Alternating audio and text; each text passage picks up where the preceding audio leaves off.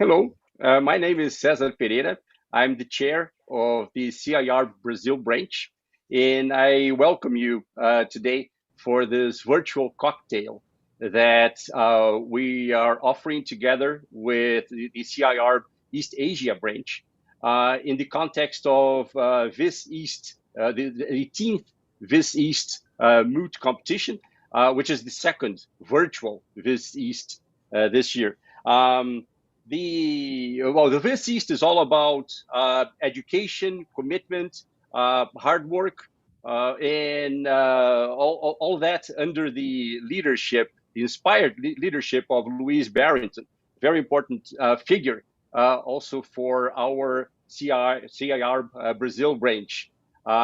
She was the one who brought the accelerated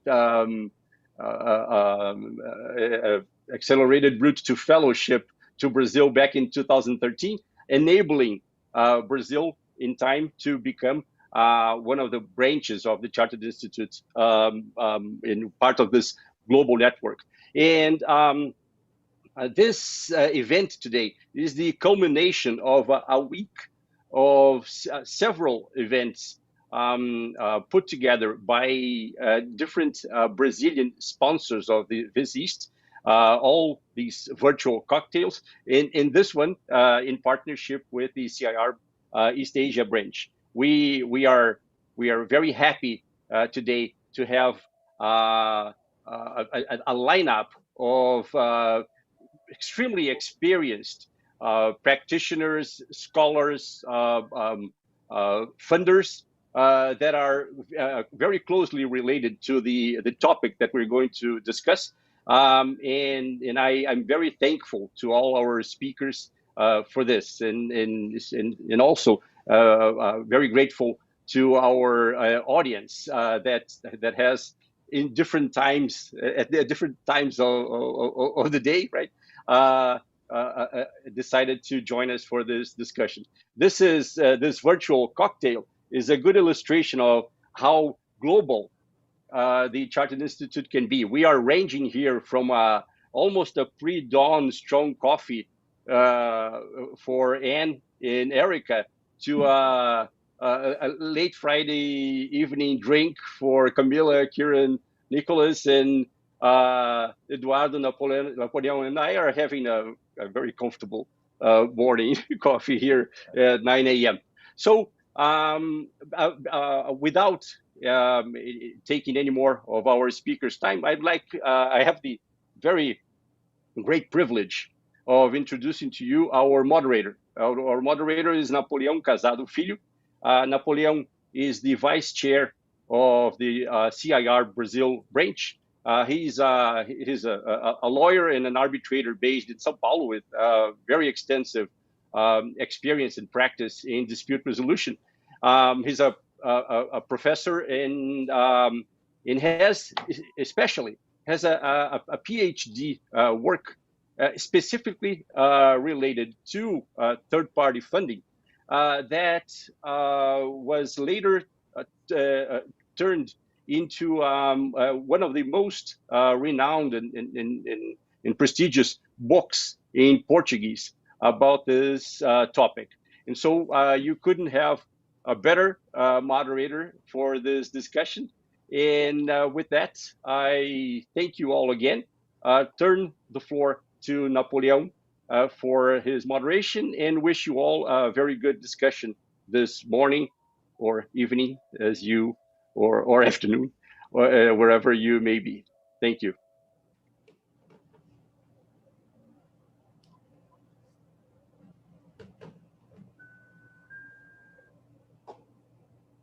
Napoleão, are you there?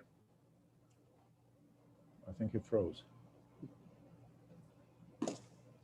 Okay, so well, while Napoleão gets back on, I will just take on the moderation for a while, and I will have the honor to introduce our first speaker then, Anne Ryan Robertson, the president of the Chartered Institute of Arbitrators and a partner of Lock and Lord, based in Houston, but everywhere, right? And not so much everywhere physically anymore this year, but everywhere, in all the time, virtually.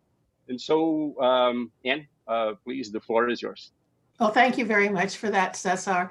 I'm delighted to be here with you today. And as Cesar said, it's very early in Houston. It's only 7 a.m. So I am part of the coffee drinking group as opposed to those of you who may have a cocktail in hand. I hope that most of the audience is aware of the Chartered Institute, but I'd like to talk about it for just a few minutes. And then I'd like to focus on what we're going to be hearing from the panelists today. The Chartered Institute is the world's leading qualifications and professional body for dispute resolution and dispute management. We have over 16,000 members who are divided into 41 branches. And of that 16,000 members, 4,000 are in our young members group. And then outside of that 16,000 is 8,000 free student membership. So if you in fact are a student and have not signed up for the free student membership, I urge you to do so. Now, one of the aspects of the Chartered Institute that distinguishes it from most other organizations is that it has a code of professional and ethical conduct, and it expects its members to adhere to these highest ethical standards. In fact, the Chartered Institute has the ability to discipline any member who fails to uphold these standards. Now, one of the foundation obligations of arbitration is that an arbitrator be independent and impartial. The issue has recently been at the forefront in the well-publicized case of Halliburton versus Chubb. There, the English High Court offered some much-needed guidance on disclosure obligations. But for those of you who are students of international arbitration, you know that the question of independence and impartiality actually has no universal definition. Whether an arbitrator is independent and impartial is a fact-driven analysis, and often courts in different jurisdictions view the issue differently. Being from Texas, of course, I'm very familiar with US law, and the last time the United States Supreme Court addressed disclosure obligations was in 1968 in the Commonwealth Coatings case. And I suspect that many of you who are watching this webinar weren't even born when that case was decided. Commonwealth Coatings is a plurality plus case, meaning that there was no majority decision, and its application remains problematic even today. In the Fifth Circuit, which encompasses Texas, there's a case called Positive Software. In that particular case, the arbitrator and counsel for one of the parties had been co-counsel in a case some 7 years before, in which there were about 30 co-counsel, and they had been involved in a number of phone calls, but that was the extent of their involvement with each other. The arbitrator had failed to disclose that particular relationship. The losing party moved to vacate the award, and the district court said no, it was too remote. The decision was appealed to the Court of Appeals, and the Court of Appeals said that yes, the failure to disclose meant that in fact the award should be vacated. At which point there was a petition for en banc, meaning that all of the judges of the Fifth Circuit were to hear the issue. And the en banc decision, which by the way was still a split decision, was in fact that there was no problem in failing to disclose that particular relationship because it was too remote. This case illustrates that even within the United States courts, and even with the concept of impartiality and independence, differing people view this requirement differently. The IBA guidelines on conflicts of interest in international arbitration have attempted to bridge this gap with its disclosure standards of the red, yellow, and orange list. Excuse me, that would be red, orange, and green list. But no US case has adopted the IBA guidelines and has stated that however laudable they might be, they're not the standard for the US courts. You're going to hear today much about the benefits of third-party funding from today's panel. In my personal opinion, third-party funders, because of the reasons that will be expressed today, will serve the ends of justice. It eliminates many aspects of the David and Goliath as dispute resolution problems. It has become a most unfortunate reality that too often he who holds the gold rules in litigation and arbitration. Now, in the United States, it readily embraced many, many years ago the use of contingency fee cases to bridge that economic gap. And the filing fee for instituting a lawsuit in the United States is relatively modest, usually less than $500. This must be compared, however, to filing a suit in the commercial court in England, where the filing fee can be as much as £10,000. So the third-party funder can play a vital role in access to justice. But it cannot be overlooked that the use of third-party funders can raise disclosure obligations. Certain of the arbitral institution rules now permit arbitrators to inquire regarding third-party funding.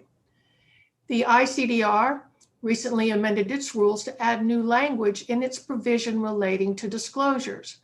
The purpose of the rule was not to condemn the use of third-party funders, but to preserve the foundation of arbitration, the impartiality and independence of the arbitrators. The rule provides that on the application of a party or on its own initiative after consulting with the parties, the tribunal may require the parties to disclose whether a non-party, such as a third-party funder, has undertaken to pay or to contribute to the cost of a party's participation in the arbitration. They're to identify the person or entity concerned and to describe the nature of the undertaking. In 2018, the Chartered Institute published a paper entitled The Evolution of Third-Party Dispute Finance, Tracing Its History. One of the more interesting comments was that in a study by Monash University, it found that a funded class action was 21% more likely to settle than an unfunded class action. This suggests that the intervention of the market is helping to drive better and more just outcomes, with disputes being resolved according to merit and not according to who has the deeper pockets. And repeatedly, I hear at conferences, general counselors stating that they are embracing third-party funding as a way to minimize risk. Most recently, in late 2020, the Chartered Institute recorded a webinar with Omni Bridgeway regarding the underlying benefits and trends in third-party funding. If you're interested, you can find that particular interview on YouTube. It is the intent of the Chartered Institute to produce this year a short briefing report on third-party funding. And it is obvious that third-party funding is no longer the wave of the future, but is in fact the present. For those of us who are arbitrators, the challenge will be balancing the party's need for third-party funding with the arbitrator's obligation to be independent and impartial. You're going to hear now from an array of excellent panelists who will explore the concept of third-party funding and its applications in Asia and Brazil. It has been my great pleasure to join you today, and I thank you. Thank you, Anne. And first of all, sorry for this internet problem I had. Sorry, Anne, for not introducing you. And thank you for your words. Well, we are going to start after this great presentation from Anne. We're going to start the debate today with an introduction to those of you that are regarding this webinar today that don't know how a third-party funding agreement works in practice. We are going to start with an introduction from Camilla Godman. Camilla, she was the former director of membership at the Chartered Institute of Arbitrators, and she's now the investment manager at Omni Bridgeway, one of the biggest funders of arbitrations in the world. Camilla, she has over 18 years of experience in cross-border disputes, mainly throughout Asia Pacific, Europe, and Middle East, and she has served both as counsel and as arbitrator. I hope that this area, Camilla, that you have been practicing may get bigger and arrive to Latin America soon. So Camila, whenever you want, please start. Thank you very much, Napoleon. And I'm really delighted to be on this panel today. Firstly, as part of a CIARB Brazil branch, that I was heavily involved in the bringing you to the fantastic state that you are today with Cesar and Napoleon, and also with so many friends, particularly Anne, who is our CIARB's president this year. And with other branch members today. So thank you for the introduction. Yes, my name is Camilla Godman. I'm currently an investment manager at Omni Bridgeway, where I originate, assess and manage funded cases. I was indeed a disputes lawyer before, both in London and Singapore for Ashurst for over 12 years. I was then Deputy Registrar at the Singapore International Arbitration Centre and, as you've said, more recently, Director of Membership at CIARB. Now, as a third-party funder, I'm able to apply many of the broad-ranging strategies I've seen so far in my career to help funded clients navigate the nuances of the dispute process. And also my experience as a director of an institution means I have some understanding of the commercial concerns faced by many corporates. So turning to my first slide, today I'm going to be covering what is arbitration financing, why use it, and how it works. I'll be addressing many of the practicalities as I go through. There will be time for questions, I believe, at the end of all the presentations, but please feel free to contact me separately if you're not able to raise a question today. My contact details are on the last slide. What I'm going to be talking about today is relevant for anyone listening, and I know we have a real divergence of experience, I believe, listening today. So anyone listening involved in cross-border disputes, whatever jurisdiction and whatever stage of your career. As Anne's already alluded to, third-party funding is being used more than ever. And it's most important now as we see many multinational corporations emerging from the COVID-19 crisis with a growing number of disputes due to non-performance of contracts and an increasing lack of ability or willingness to fund the pursuit of those claims themselves. So that's where funders like Omni Bridgeway can come in, and I'm going to be explaining how. I'll be speaking for just over 10 minutes, and I understand the slides will be available. They are quite content rich, each slide, so I suggest you either get hold of them from CIARB Brazil branch, or also there's a QR code on my last slide. If you scan that, it'll take you to our website, and you've got my contact details there as well. So I hope by the end of this talk, you will see the benefit to your clients, or you, if you're a corporate or a future a lawyer going to take clients, of referring cases to us for suitability for funding. Thijs, for the next slide. Now, I'm sure it'll come as no surprise to anyone listening that international arbitration is by far the most preferred method to resolve cross-border disputes, including those in Latin America and in Asia. However, despite its many advantages, pursuing arbitration is almost always complex and costly. Post-crisis, at a time when many in-house legal departments are under enormous pressure to reduce legal spend, pursuing arbitration is in fact getting more expensive, and it's doing so in three key ways. Firstly, the arbitration costs, the costs of counsel, the institutions, and the arbitrators are rising. Secondly, to generate an even playing field means you need to have a skilled legal team. That requires engaging specialists, senior counsel, expert witnesses, jurisdictional experts, and all of this costs more. Thirdly, even if you are successful in terms of receiving an award in your favor, there's no guarantee that's going to translate to money in the bank. Sophisticated enforcement and execution strategies are often required, and you guessed it, that costs more. Next slide. So we know that international arbitration is costly and it's complicated, but affording to engage in it doesn't have to be.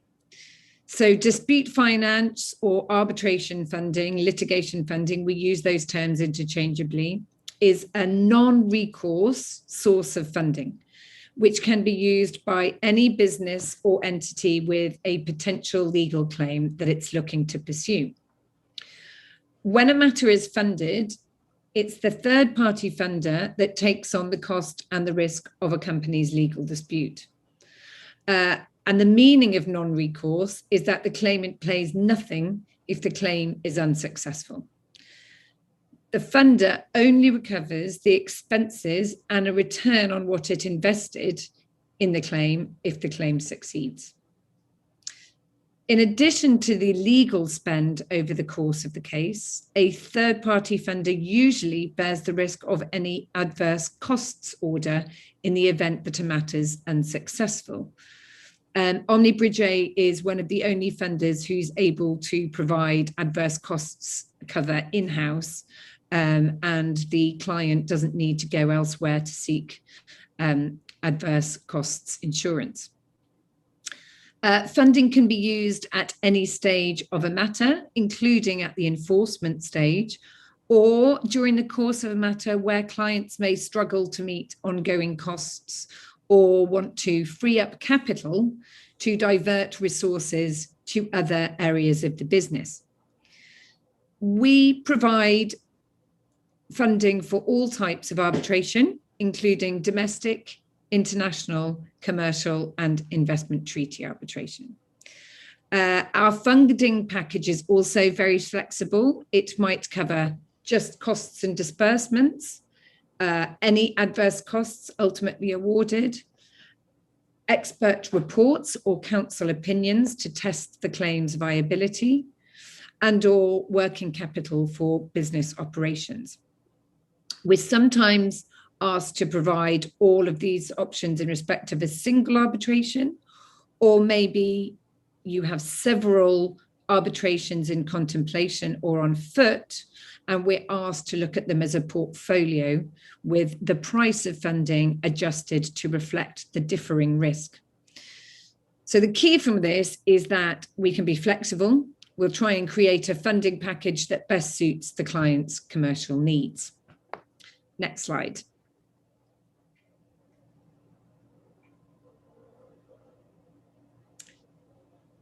So the crucial advantage of third-party funding is that it converts an arbitration from being a cost center, which generates ongoing expenses and outgoings, which drag on profitability, to a contingent asset against which value can be leveraged, not just to finance those ongoing proceedings, but also in some circumstances to provide additional capital for business continuity.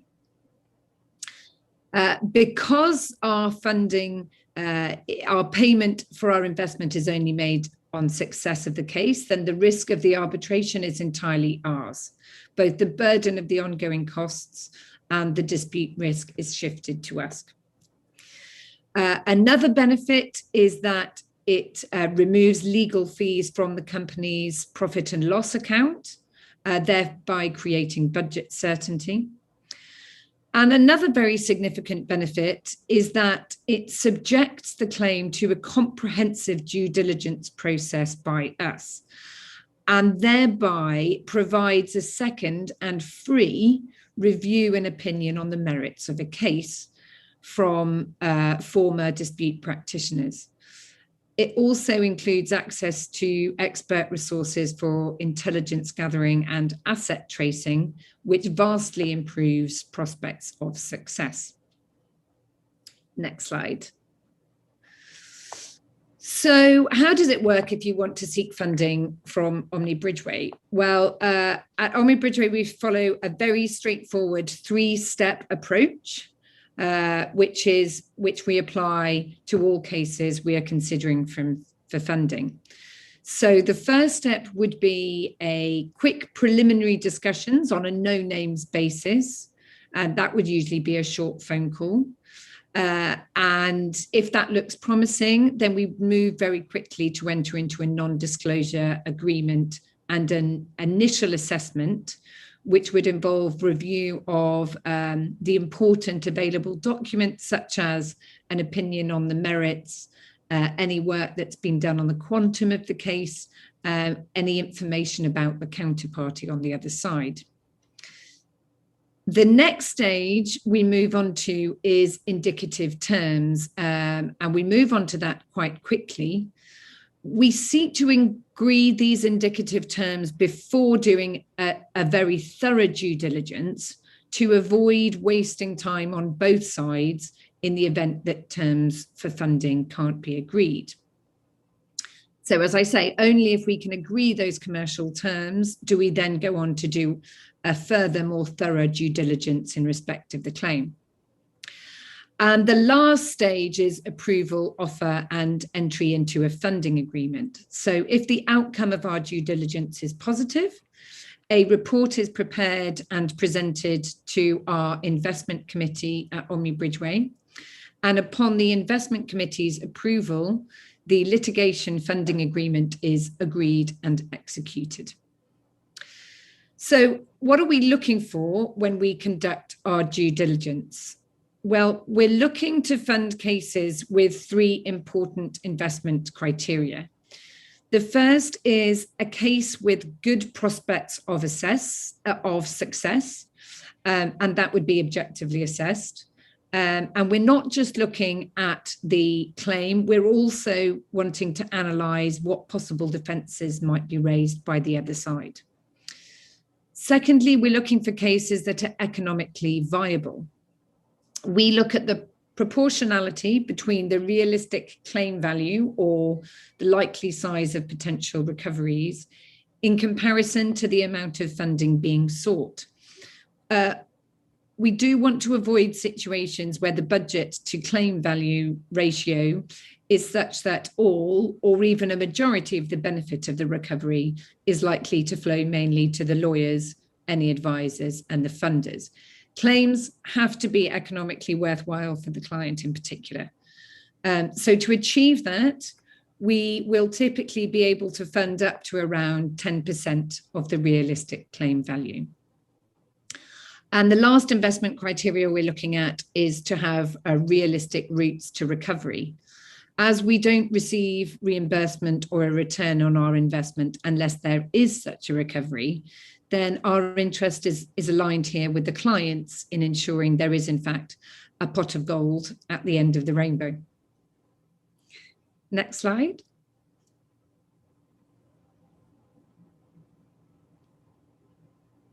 Maybe this, is it the slide before? Is there a slide in between? Yes, that one, thank you.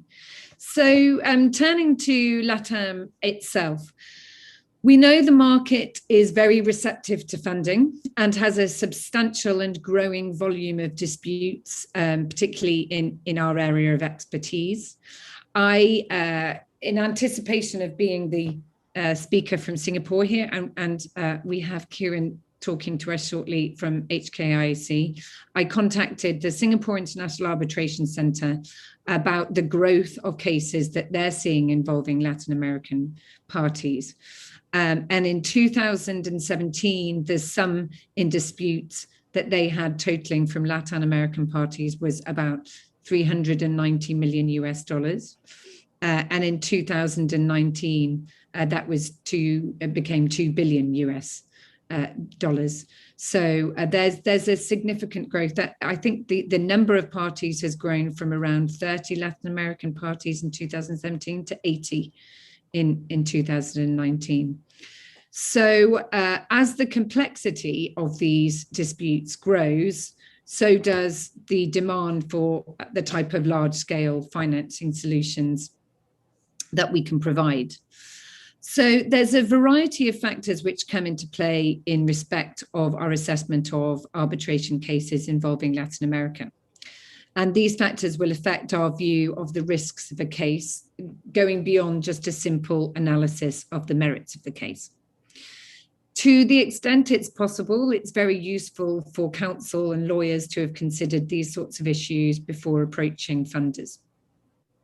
Some of these factors are jurisdictionally specific and require consideration of, for example, the applicable law and the chosen seat of the arbitration. And we'll be thinking particularly in terms of the robustness of the local courts, which will be relevant for the supervisory jurisdiction of those courts. What avenues may be available for the implementation of enforcement strategies locally, including the availability of interim measures in support of ongoing proceedings. Thirdly, any risks regarding the enforceability of a funding agreement. So what the view is of litigation and arbitration funders in that particular jurisdiction. Other factors we look at will be relevant to the nature of the arbitration or of arbitration itself. For example, considerations of the makeup of the tribunal and what impact that might have on the dynamics of decision making. The level of fees and costs that are likely to be incurred in a particular jurisdiction or under a specific institution. And Anna's already talked about the filing fees and the legal fees charged in different jurisdictions. And we'll also be looking at factors which relate to the nature of the counterparty, particularly where the claims are against sovereigns or SOEs. This can raise a number of issues which may not necessarily come up in respect of a general commercial counterparty. So the next slide, please, Thijs. So this is my final slide, and it addresses many of the points I've spoken to about what to look for in a funder. I would say a global footprint is very important with respect to what we're discussing today. With respect to Omni Bridgeway, we've got over 175 specialists around the world, and we've funded arbitration claims and award enforcements in over 100 jurisdictions, including many in Latin America. We continue to lead the way in terms of acceptance of third-party funding in new jurisdictions, and we've set up a group of Latin America specialists who have knowledge both of the region and of the industries with a high incidence of disputes in Latin America, such as construction, energy, and mining. So you might also want to consider those who have enforcement capabilities and experience recovering against counterparties in more challenging jurisdictions, which again include many of those in Latin America, and the ability to cover adverse costs in jurisdictions which are cost shifting. But above all, I suggest you find funders who are nice to work with. And I will leave it at that. I've just put on the next slide some contact details. These are members of our Latin America and Asia groups, some that you may know already, but please feel free to go to our website. The next slide should have a barcode. And so if you have time just to scan that barcode, that will take you to our website. Thank you very much. That's it from me. Thank you, Camila. I just have a quick question to you. Yes. How much control, if any, do you, the funders, have over the case? Do you want to have a final call on a settlement, for example, or how does it work in practice? Well, we work with lawyers who we trust and who we have relationships with. It varies from jurisdiction to jurisdiction, but in most of the jurisdictions, we will have quite a hands-off approach, but we are also there as a resource because we are all disputes lawyers ourselves. And so we can input as much to the strategy as the client would like us to. And quite often we find the clients do want our input and value our input because all of our interests are aligned. In terms of actually getting involved in the settlement, where the client would like us to do, we are, and we're very often consulted. But it will be an ongoing discussion with the lawyers as we go along. But yeah, we leave it up to the lawyers, and we come in where we're wanted. Great, Camila. Thank you. Thank you. So great presentation. I'd really like to continue with more questions here, but due to time constraints, we have to move. And we move to Erica Levin. Erica, she was born in Brazil, but she's an American lawyer. And Erica is a friend from the Chartered Institute from Brazil. A long time, a lot of events that we got the chance to have Erica speaking. And Erica, she's a fellow at the Chartered Institute of Arbitrators. She's partner at Fox Rothschild LLP, New York, and she's professor at Reuters School of Law. She focuses most of her practice on complex cross-border litigation finance, and enforcement at asset recovery. Erica had a lot of experience with funders as well in New York, and she's going to share this experience with us today. Erica, please. Thank you so much. Well, so good morning, good evening, and everything in between. I hope everyone is safe and healthy, and I really hope that for the next VIS, we are all together. As Napoleon said, I'm not only an arbitrator and a partner in a law firm, but I was also a professor and coach, or I am a professor, but I was a coach of the VIS moot for years and years, more years than I care to admit. Might give away my age. But I'm coming to you also from the perspective of having worked in the industry. I think I'm one of the few who's worked in the litigation finance industry and now is back practicing and then also serving as an arbitrator. So I hope to impart some insights.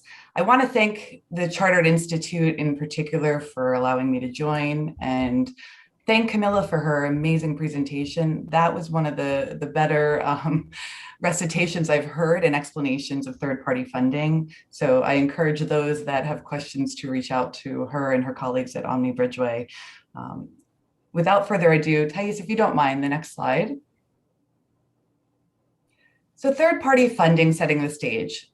For this morning, this evening, my goal is just to kind of go over a few things. I want to demystify third-party funding for you. I want to give you a little bit of an overview of the advantages of third-party funding. I'll probably spend the most time dealing with the concerns and also highlighting and introducing my fellow panelists who will also focus on these concerns for more particular backgrounds in terms of their jurisdictions. Next slide, please. So third-party funding in terms of an update.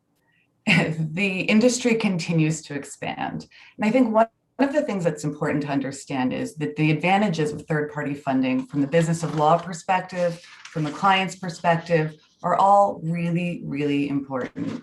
And that is probably why you see things continuing to evolve. The amount of capital that is available for litigation finance, third-party funding, we use those terms interchangeably, it continues to grow and grow. And I leave it to my colleagues from the funding world to give me the exact quote if they know, but I don't know the exact figure. I just know we're in the multi-billions and billions and maybe even more by this point.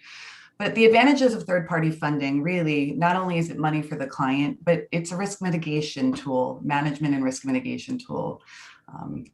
Camila had alluded to the fact that corporates and other entities take advantage of pursuing third-party funding to take their litigation spend, arbitration spend off the balance sheets and really free capital for other pursuits, business pursuits.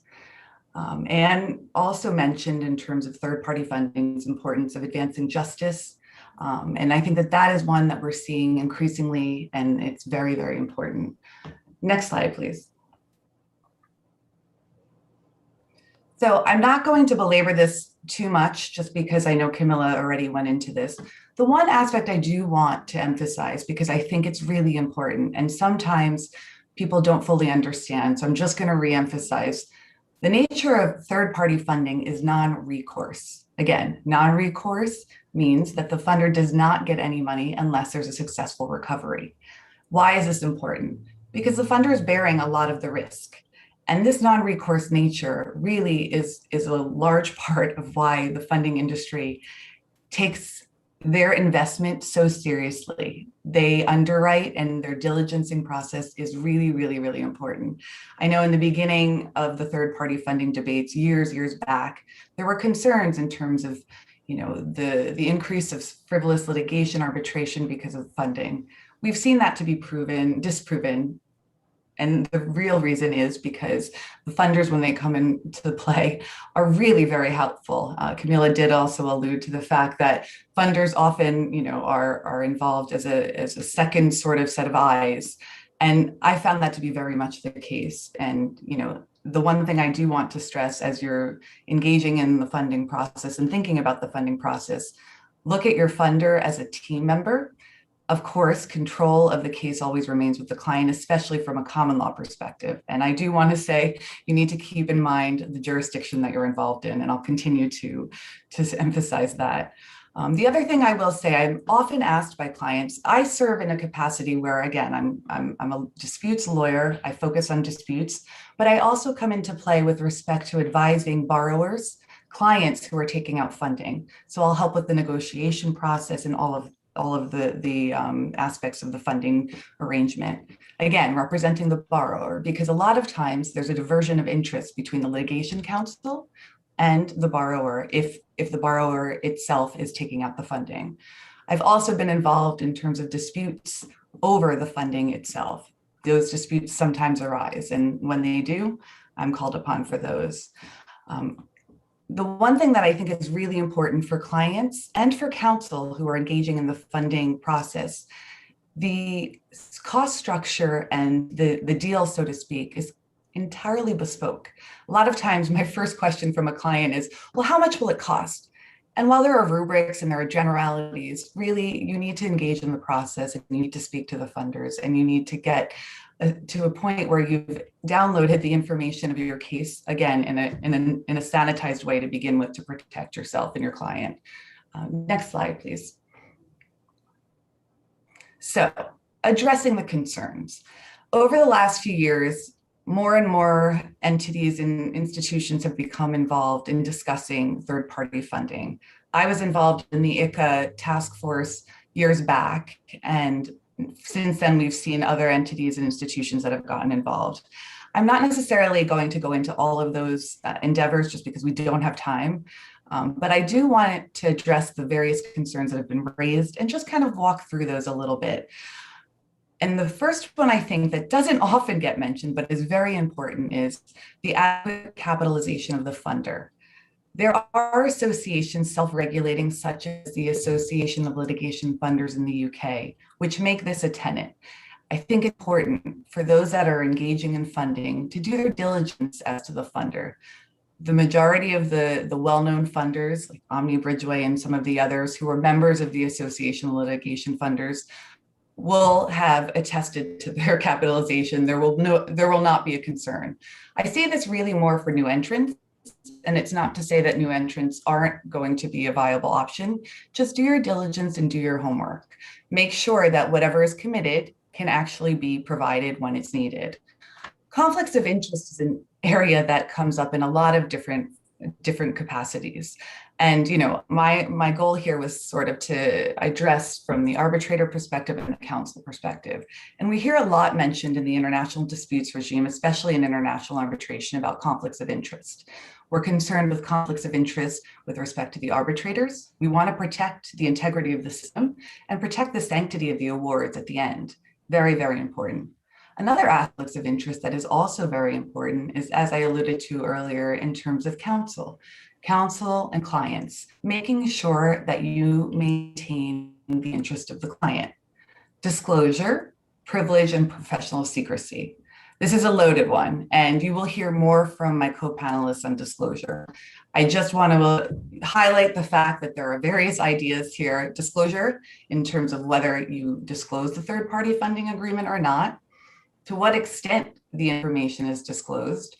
And then there's also this concept of privilege and professional secrecy. And again, this varies by jurisdiction by jurisdiction.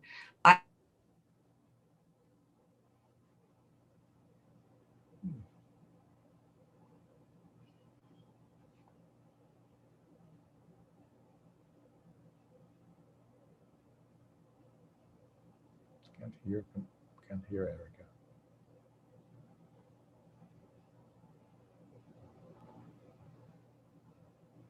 I think we lost Erica. Napoleon. Yeah, I think she had the same problem as I had, a connection problem. Yeah, this is working like as an illustration for the moot problem. Respondent will probably use this. Yeah, definitely. Let's wait like a little bit and see if she rejoins. Sometimes it's pretty quick. If not, we may move to the next presentation.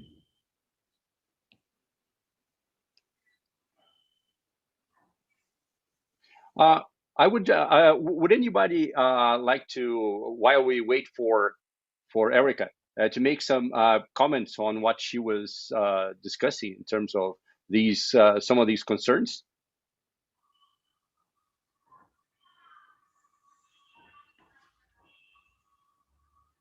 Is Camille there?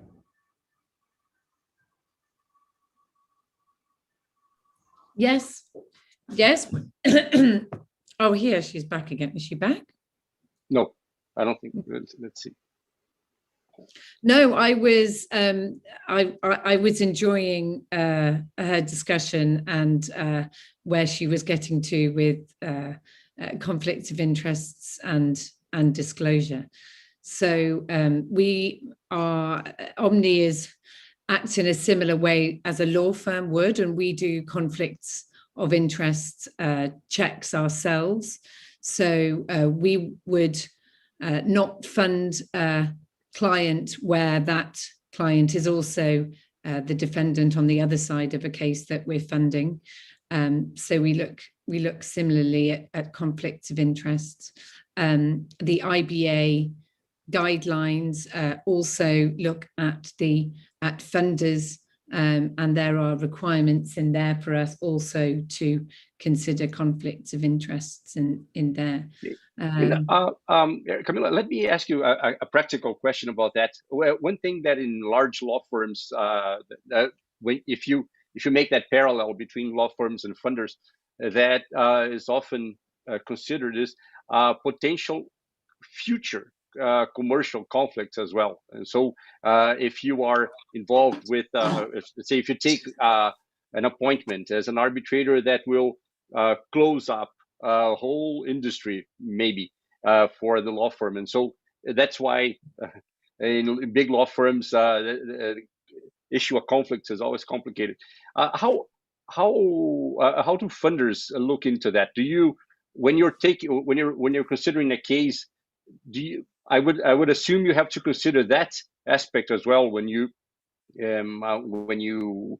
are considering taking a case that might create some type of a conflict in the future for as an arbitrator. Do you mean no? If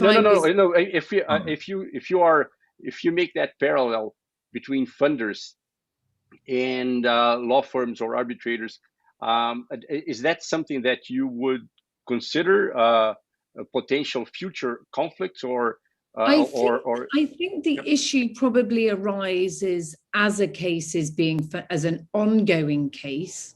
Then I think the issue arises. I think once a case has been closed, then the issue is probably less important. Because you wouldn't really see them as a continuing client as you may do in a law firm. That would be my thoughts around that. The amount of times that a client necessarily uses a funder. that may be different if a client is seeking a portfolio of claims that they're funding, then that might be slightly different. There may be more risk in the future because potentially that portfolio would take quite a long time to all come to a conclusion. And I have one more question about you. You mentioned something, and that actually goes to Erica and Eduardo also, who will still speak. But you mentioned challenging jurisdictions, and so in many situations, we don't have to talk about Latin America only, but in many situations, some disputes may have a matter, some aspect of some political aspect, or some aspects that might create some concerns in terms of the image of the funder, right? So I would assume that that's also something that you take into consideration, issues of compliance, who you are funding, whether the funded party may be. Yeah, go ahead, please. When you talk about the image of the funder and sort of talking about the David and Goliath reference, that we're not intimidated by large corporates who have massive legal teams. You know, that's just the sort of case where we would like to come in on the other side and even the playing field. So I don't think that there's a concern about image. We would obviously look very carefully at all of the implications around funding. In terms of what I was referring to in jurisdictions where the tort of maintenance and champity is still very much alive, which, you know, we know, for example, in Singapore and Hong Kong, it's been relaxed in order for professional funders to fund. But where there isn't legislation like that, then we do have to tread a little bit more carefully in terms of the risk that a funding agreement would be unenforceable in that country. Okay, but what you mean is more from a legal point of view in terms of whether funding would be problematic in a certain jurisdiction, rather than, for instance, if a certain dispute between a company and a government and a sovereign would have some let's say corrupt practices, implications, things that might create some type angle. So yeah, okay. That would also be what you're describing is exactly another concern that we would have. So if we're looking to fund an enforcement case, but there is as an example, like you're describing, a corrupt practice that is going on, there is a risk under the New York Convention that the award would be unenforceable under public policy exception. So we'd look very carefully at that, and we probably would be cautious about funding a case where there was that risk. Thank you. Great. Let's go back to Erica. I think she solved her problem, her internet problem. Never mind. I had this. I apologize, and I don't need slides. We can just talk, and I think it might be more fluid this way. Don't worry, Tiz, it's fine. Thank you. I apologize. I have to say there's a first time for everything. So Napoleon, I just wanted to make you feel better. So now we're in the same boat, but it's the first time it's happened to me. No, I was addressing concerns, and I just want to go back to that. And then I really do want to invite the co-panelists. I want this to be a discussion. And I think we have so many people with so many great vantage points that it will just enrich the discussion and keep it more lively. So from the perspective of concerns, let me just go through a few more of the concerns that I wanted to address. We were discussing disclosure, privilege, and professional secrecy. The other is level of control of the funder. And I mentioned, really, for all of these concerns, you need to know the jurisdictions that are involved. Not only the jurisdiction that is the seat of the arbitration, but also the enforcement jurisdictions, and realize that those jurisdictions could be multiple. In terms of the authority of the funder, this is something that is interesting to keep note of as well. The arbitral tribunal obviously has different authority over the funder depending on which institution you are in, versus the court as well. And in the courts, in litigation in the United States, which I also partake in, it's a very different story. But in the arbitral context, you have to keep that in mind, and you have to make sure that that you know what you're dealing with. One of the aspects where this comes into play is dealing with costs, particularly security for costs, adverse costs. If the funder is not involved in or agreed to pay the adverse cost, is there adequate ATE insurance, adverse cost insurance? Camila mentioned that Omni is one of the few funders that has their own insurance that they can provide. If you're involved with a funder that does not have that, it's important to go onto the market if you're dealing with a jurisdiction that has an adverse cost regime. Again, in the US, we don't really have an adverse cost regime that's more sanction-based if there's a problem. But as a general rule, we do not have adverse costs. There will not be a loser pays scenario. In the UK and certain other jurisdictions, this is something to bear in mind, and it's very important. The last concern is something that we've seen a lot of attention on in the US with respect to fee sharing. There are professional responsibility rules of lawyers that prevent against fee sharing with non-lawyers. And these are aspects and issues that we've dealt with in the New York City Bar. I know the American Bar Association has been also grappling and discussing this, and I think we'll see more to come. What we've seen from the discussions over time gradually is that people are accepting of the need and importance of third-party funding, and we want to do this in a careful way. And so I think we'll start to see more and more relaxation. I hope we'll see. That's just my prediction. I'm not speaking on behalf of anybody else. So with that, I think really in terms of these discussions and these programs, the importance is, like I said, to demystify, take away the shroud of mystery around third-party funding, protect the integrity of the system while fostering the business, right, and the application of third-party funding. In terms of concerns that are counsel specific, I cannot stress enough, and I'll say it again, know the applicable rules of the jurisdiction that you're involved in. With respect to the counsel, you have to make sure that you are acting in the best interest of your client from start to finish. And that means maintaining, independence, protecting privilege, confidentiality throughout the process. And it also implicates settlement concerns and strategy. One aspect that I've been involved in a lot, and I do see this, is there has been a rising use of independent counsel through this process to avoid those types of conflicts of interest when litigation counsel is involved in a situation where the entity itself is taking out the funding. There are other alternatives where sometimes the litigation counsel or the law firm will take out funding, whether on a single case basis, or on a portfolio basis. In terms of counsel's perspective, another aspect that I want to focus on, which I know Camila has focused on, and I've worked with some of her colleagues on this as well, is the enforcement and asset recovery piece. Being a disputes lawyer, I have focused day in, day out on the substance of the case. What I learned from my experience as litigation finance, general counsel and senior vice president, when I was in that role, was the importance of enforcement, the money, converting the award into something that's liquid. We could go through years and years of an arbitration and or litigation to come to a point where we have an award, and then what?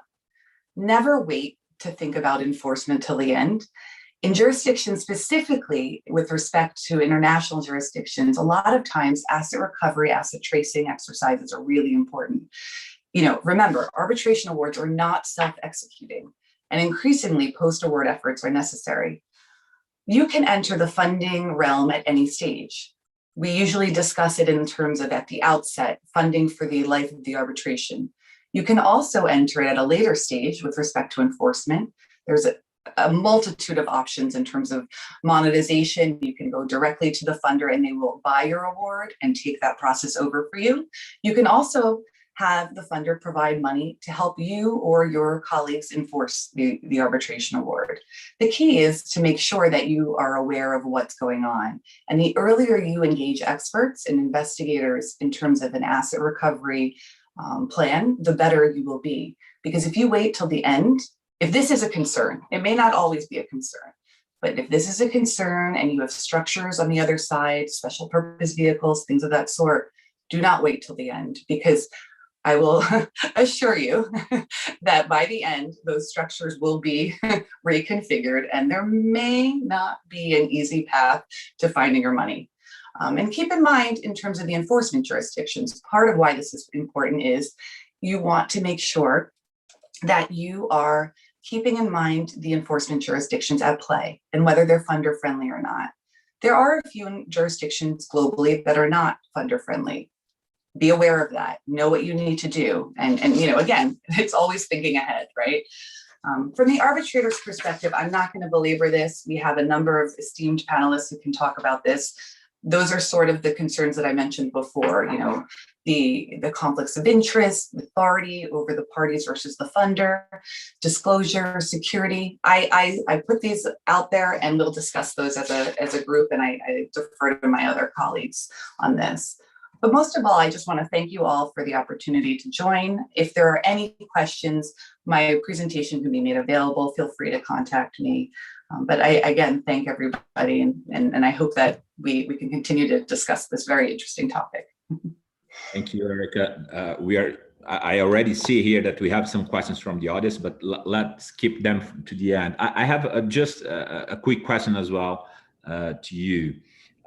Some tribunals, you just said that normally the funders, they don't cover an adverse cost award, for example. But some tribunals, especially in investment state dispute, they normally see the mere signing of a third-party funding agreement as a sign of impecuniosity from the other side, from the side who has signed it. So, and they sometimes immediately order the party who has been funded to present a security for costs. In this situation, what advice do you give to people who are thinking about doing a third-party funding? Should they negotiate with the funder that a security for costs order should be encompassed by the funding, or what should they do? That's an excellent question. And I do think that this tide, so to speak, is changing over the years as people understand that funding is not only employed by impecunious claimants, right?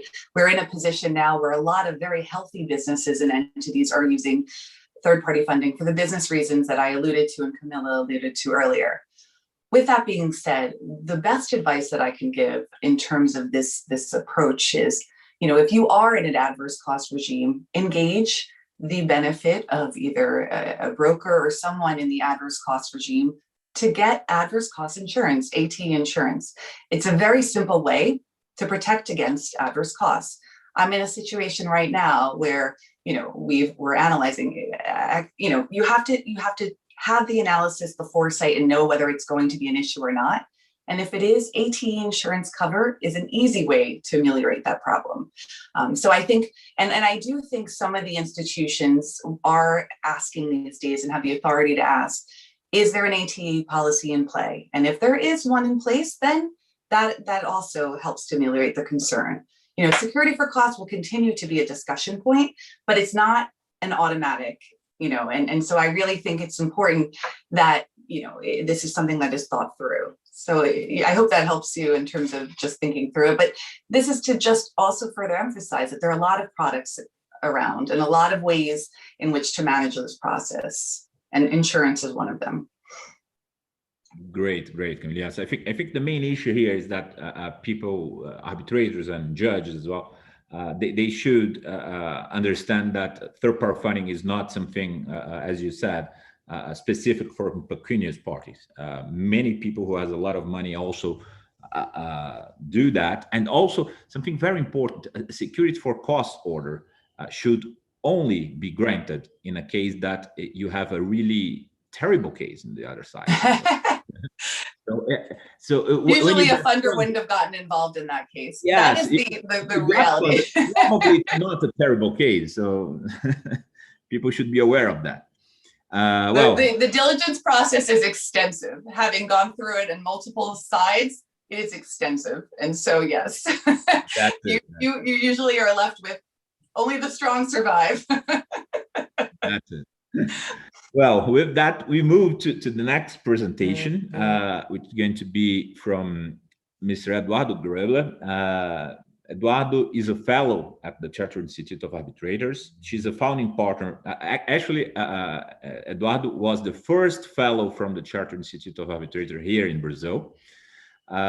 She is the founder partner at Grebler Advogados, and she's professor of international law at the Pontifical Catholic University of Minas Gerais. Eduardo is a longtime Brazilian practitioner and arbitrator who has acted in all major fields of dispute resolution, both as arbitrator and counsel, in commercial and in investor-state disputes. Eduardo is going to talk about the disclosure of third-party funding agreements, and it's really a pleasure to have you here, Eduardo.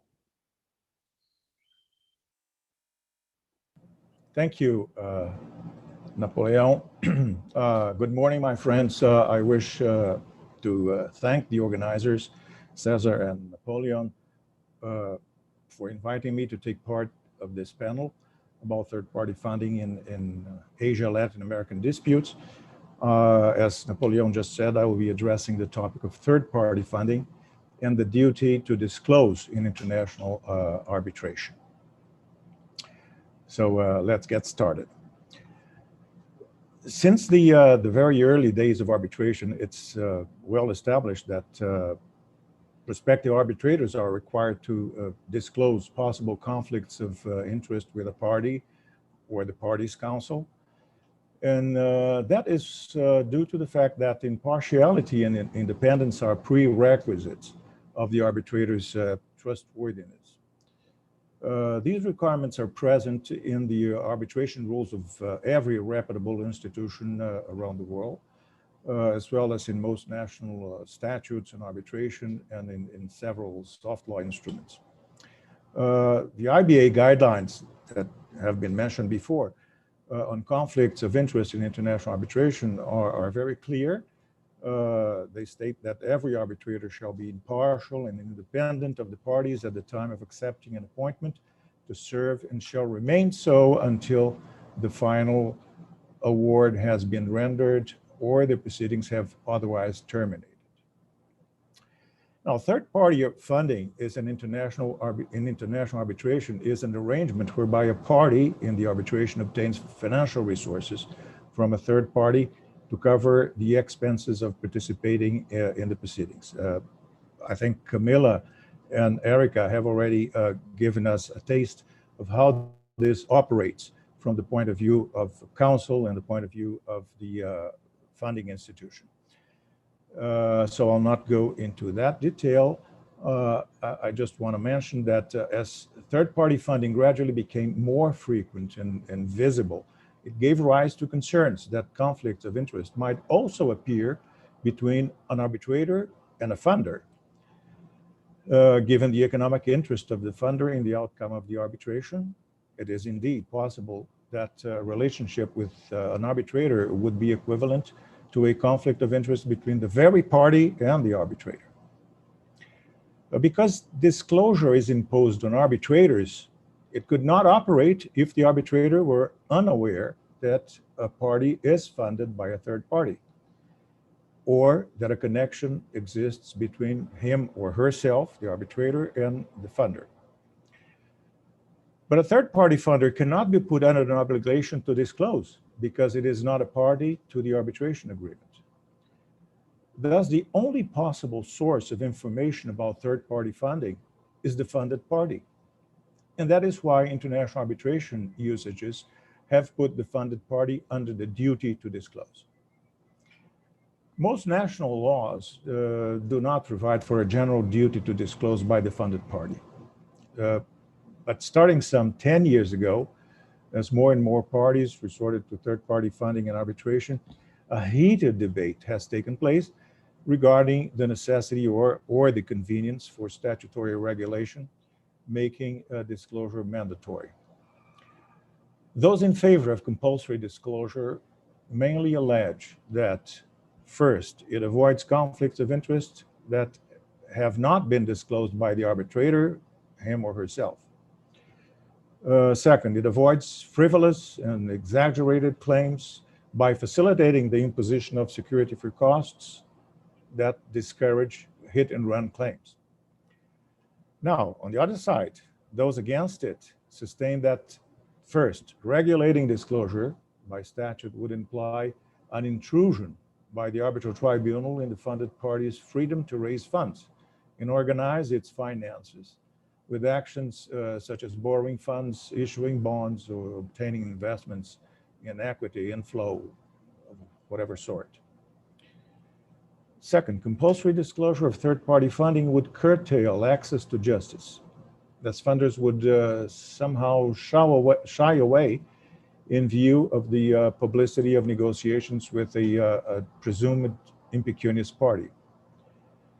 And third, on a more practical way, the mere disclosure to an arbitral tribunal that a party is funded by a third party would create a presumption of a frivolous claim. This is a little bit more subjective, but this is not ignored in the market. To me, the argument that disclosure by a funded party derives from a general duty to act in good faith does not sound consistent. Simply because third-party funding does not amount to an illegal or dishonest activity. So there is no room for the argument of breach of good faith. I would say that the source of the duty to disclose third-party funding nowadays is not any doctrine, but are the arbitration rules themselves of prominent arbitral institutions, both international and domestic. Many arbitration rules have incorporated language providing for such a disclosure at the very outset of the proceedings. Among Latin American and Asian institutions that have done so, the Brazil-Canada Arbitration and Mediation Center, the Hong Kong Arbitration Center, the Singapore International Arbitration Center, the Chinese CETAC, those are respectable arbitral institutions that have already taken care of this subject. Other respected institutions in Europe and in the US have also done so, like the ICC that just recently, last January, amended its rules to make express provision about the duty to disclose, and the ICDR, the International Dispute Resolution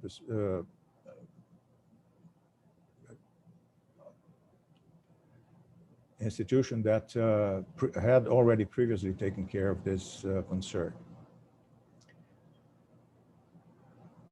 However, some institutions so far have not regarded express provision about the duty to disclose as something that should be immediately addressed. The most notable examples are the LCIA, which keeps on observing on the evolution of the scenario, but has not yet taken any step in that sense.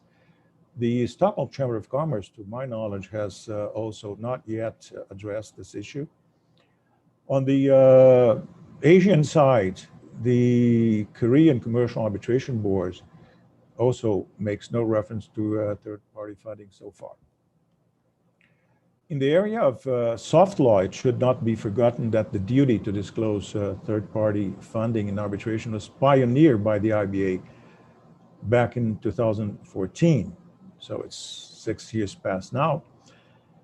And equally significant for the stabilization of the duty to disclose was the report of the ICA Queen Mary Task Force of 2018, in which Erica made part, and she probably has more to tell us about that, which established principles for third-party funding, and one of them very clearly saying that a party and or its representative should, on their own initiative, disclose the existence of a third-party funding arrangement and the identity of the funder to the arbitrators and the arbitral institution or appointing authority.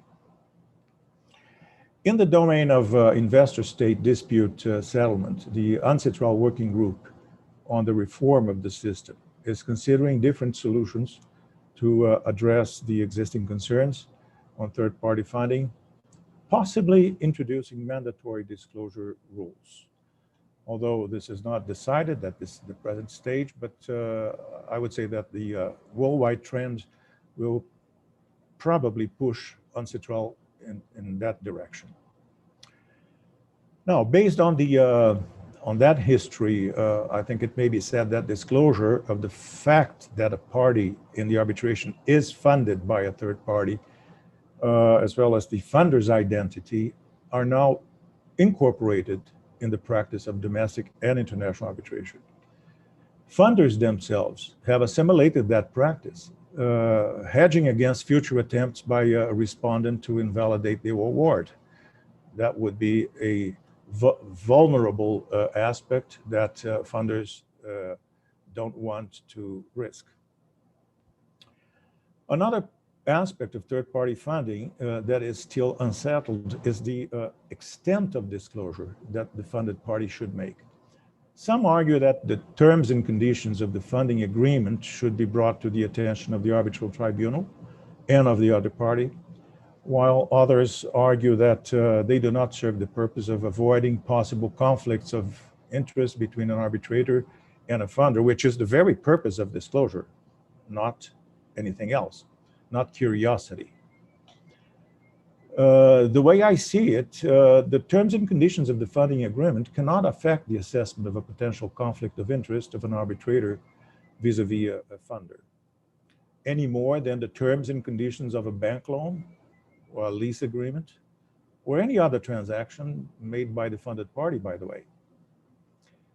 Those in favor of disclosing the terms and conditions of the funding agreement argue that knowledge of such terms is essential for the tribunal to decide on security for costs.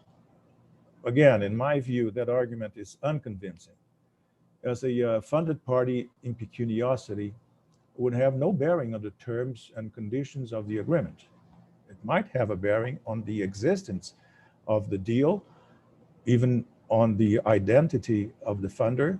I don't see why the particulars of the agreement would impact on the risk of impecuniosity.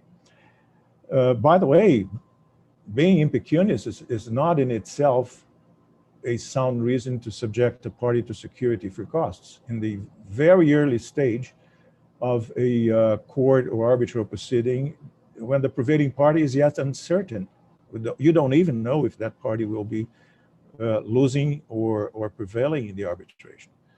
So if taken to an extreme, this might imply truly a denial of access to justice by imposition of security for costs. In sum, third-party funding is a part of the reality of international arbitration nowadays, both in commercial and in investment arbitration.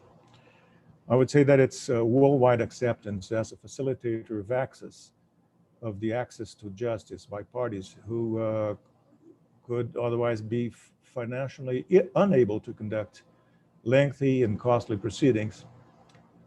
This is an evidence of the benefits of third-party funding for the settlement of disputes. As far as Asia, Latin American disputes are concerned, third-party funding is admitted by the arbitration laws and the rules of arbitral institutions in both regions of the world. Actually, Singapore and Hong Kong have even issued statutory law expressly permitting third-party funding, a sign that their legislators are in step with the most up-to-date arbitration practices, far more than in other parts of the world where arbitration has had strong development.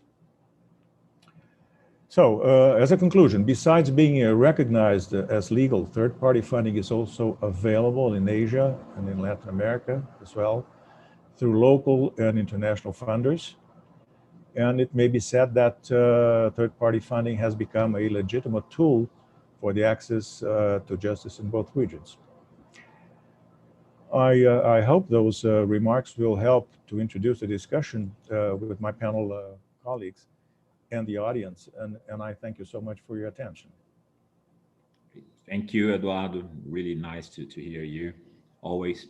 Let me make just a quick question to you. What's your opinion about the regulation of third-party funding, especially this disclosure issue?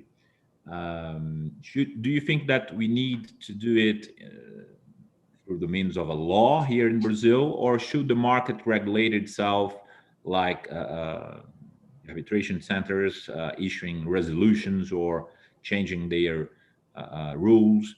How do you think this issue should be treated by the law here in Brazil and also in Asia, in the entire world? I think, Napoleon, that the present stage has already reached a point of balance, which is not leaving this for statutory as a statutory provision, but not leaving it to the market either. The middle point in this, between those two extremes, are the arbitral institutions. That's where decision in that regard should be made. Not leave that to the parties and the institutions alone, but certainly not putting this as a piece of hard law, which would go far beyond the necessity that this issue requires. This is my view. I think the practice, arbitration practice, has already taken care of that. Great. Eduardo, let me just quickly ask something to follow on that question. What about ad hoc arbitration?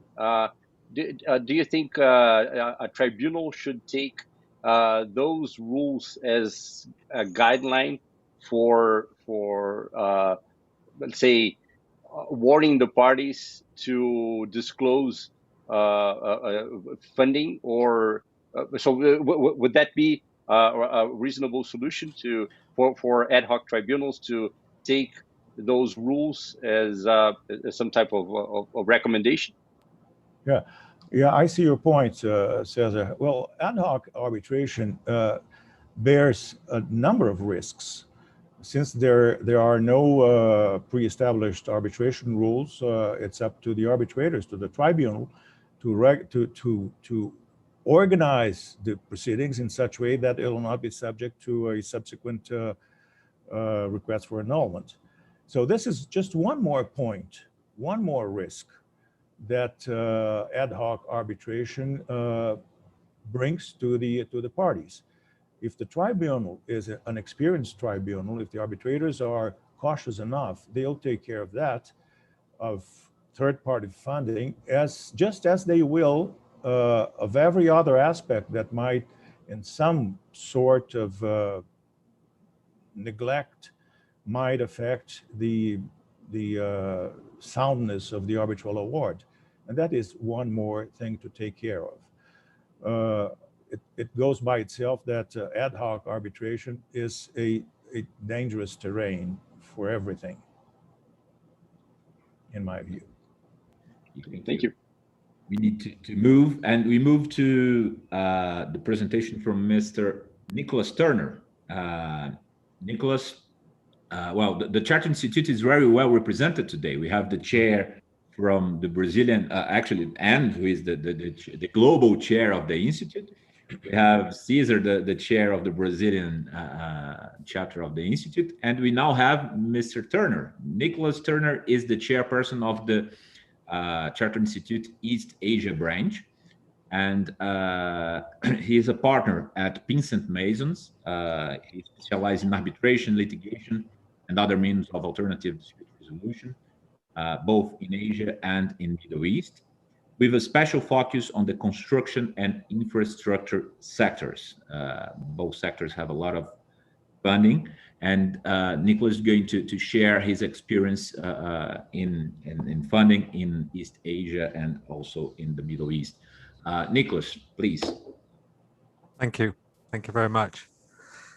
Yes, so I have the Chartered Institute banner behind me, but as you say, Napoleon, I speak from my experience as a practitioner, and basically I wanted to give some practical tips really for those who seek funding, particularly focused on Asia Pacific. But I think the principles that I'm going to share are probably generally applicable. Now, a lot has obviously been said from all of those learned presentations we've had before, and I guess it's just a matter of attrition. And unfortunate for Kieran, who's going last. Maybe there will be something to be said, but I think it's important, as Erica has highlighted, to repeat points as well, because I think there's some important points to be re-said. And the first point that I wanted to talk about was from somebody seeking funding is, who might that be? And the reality is, it could be almost anybody. And obviously, I come from a construction litigation angle, and you might think, well, most of my clients are relatively well moneyed. Why might they want to go and seek funding and share some of the spoils of their successful dispute? But even and I think it's already been mentioned by one of the speakers, that there are good reasons for that. They may be numerous. It may be that the business wants to take the cost off its books. It might simply be, as we tend to find more and more often in major construction disputes, that the people seeking the funding are joint ventures, and they don't have a common goal between them, and that actually they do want to seek funding simply because of the nature of the joint venture they have set up. So with that in mind, who might they go to? Well, we've obviously talked about the big names in funding. Camilla on behalf of Omni Bridgeway, other names have been mentioned, and they are the obvious choice. They're the obvious choice for many reasons, particularly because of the assets they have at their fingertips, but also because of the experience they've got, because they've been through it. They've got systems, they've got processes, and you can be confident in the service that you get. But they aren't the only people out there, and there's been reference to borrowing of money for particular disputes. Certain jurisdictions, and Hong Kong is one of them, there is no specific regulation, or should I slightly rephrase that?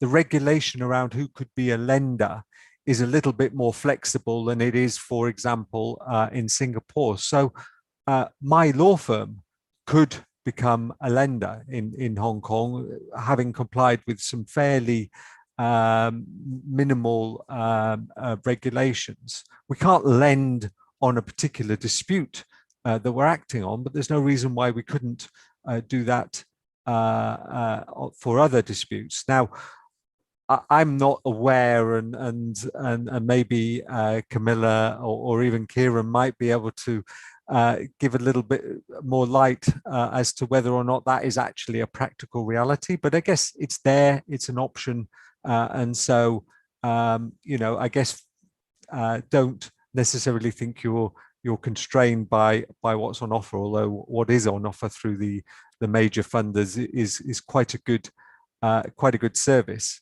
I would say that in relation to those services, that not every lender is equal, and so pardon me here, Camilla, but you do need to shop around. depending on what you want. But I think that from a practitioner's point of view, each funder, or certainly the funders that we've dealt with, have a certain a set of criteria they operate to. So depending on what you want to achieve, it may be that actually the reality is there are only one or two funders that might fit within the criteria you want to meet. For example, you want to go out and buy a high-end luxury car. You're not going to be looking at the whole market. You're only going to be looking at a certain part of the market. So you've identified who you want.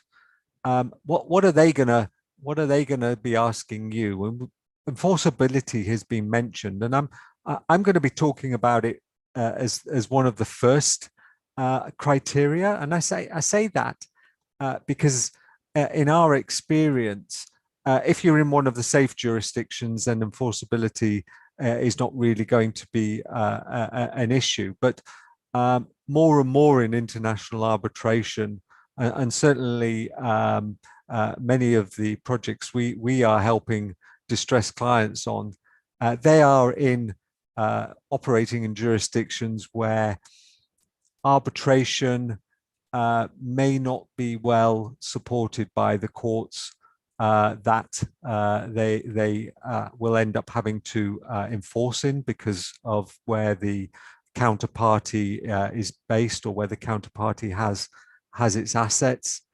Even if those assets are obvious and of great value, and I think somebody has already mentioned that you might end up in years and years of litigation simply just to get the enforcement through, and no funder is going to be interested, having gone through a lengthy dispute, to then sit and wait for a number of years. So you might unfortunately fall at that as being a first hurdle.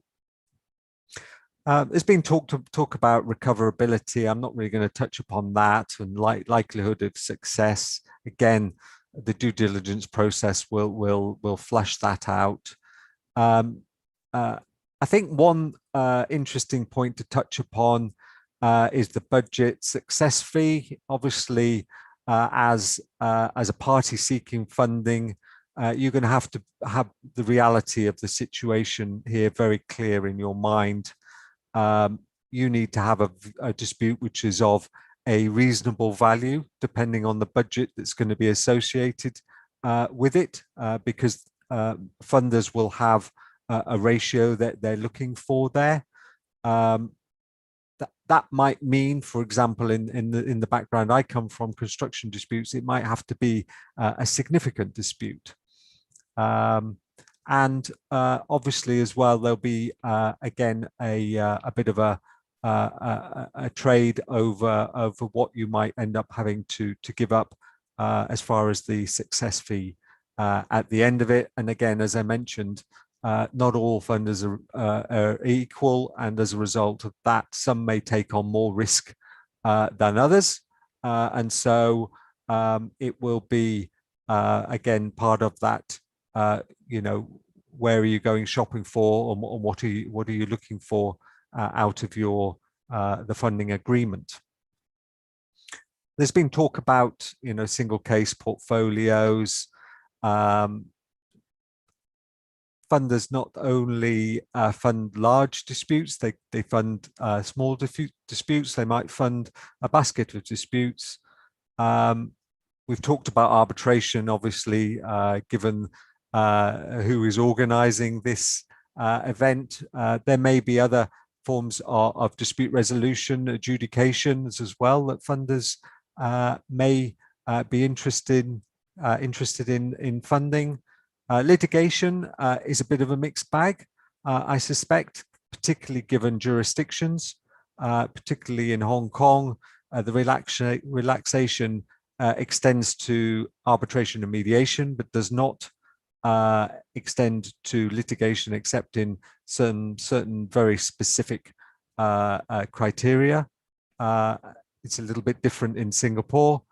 So again, I think Erica mentioned that you're really going to have to know where the rules for the jurisdiction that you are wanting to seek your funding in. There's been talk about privilege and confidentiality, and obviously you need to think carefully about that. You're going to have to give the funder some of your documentation for your case, and obviously you'll want to know that that is going to be safely considered, and you aren't going to end up waiving any privilege around those documents. But it's all a well-trodden path, particularly for those funders who have been in the game for a while. Exclusivity, I think Camilla touched upon that as one of her steps. I can't remember if it was the second or the third step that you might get to that. You, as a party seeking funding, will obviously want to keep your options open as long as you can. And therefore, you're going to have that balancing act between, do I sign the exclusivity agreement to go with one funder, or am I still out there shopping? So again, just to bear that in mind before you necessarily get tied into anything too firm. There was talk again very early on about settlement and how much involvement a funder might have in settlement.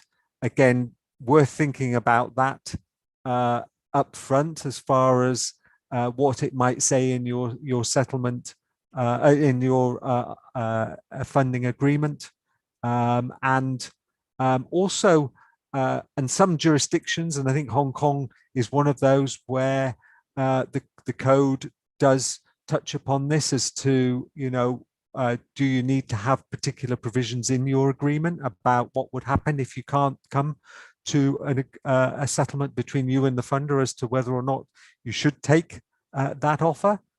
So again, a bit like thinking about a dispute resolution clause in your contract when you're signing it at the beginning, think about how a settlement clause might work in your funding agreement. I think there was talk already about reporting and monitoring, and Camilla, I think probably reflects, certainly from my experience, that the funders will generally get involved as much or as little as parties tend to want them. There's somebody mentioned as well, I think, about common law jurisdictions, and certainly regulations around how much control a funder could have over a matter, so I won't really go into that. I was going to talk a bit about some more nuances in Hong Kong and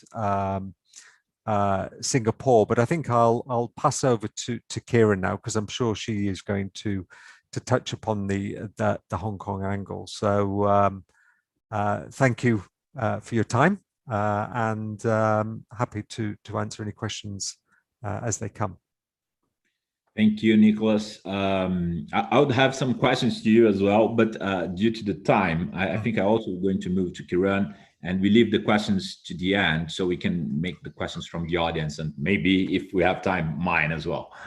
Okay, well, so we move to Kieran. Kieran is our last speaker today. Kieran Sanghera. She is special counsel at the Hong Kong International Arbitration Center and a member of the steering committee of the campaign for greener arbitrations.